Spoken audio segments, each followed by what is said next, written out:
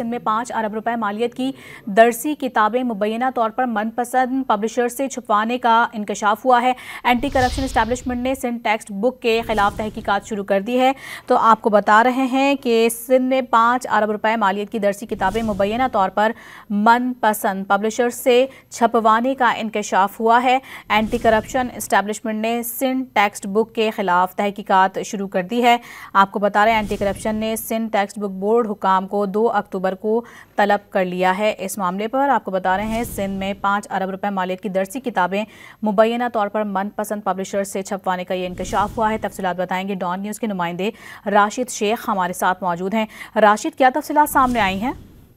जी बिल्कुल, जो है एंटी करप्शन जो है वो की जानिब से टीम की जानिब से जो है सिंध टेक्स्ट बोर्ड जामशोरों में जो है 5 अरब रुपए की दरसी किताबों की छपाई में जो है संगीन खिलाफ वर्जियों पर जो है तहकीकात का आगाज कर दिया गया है।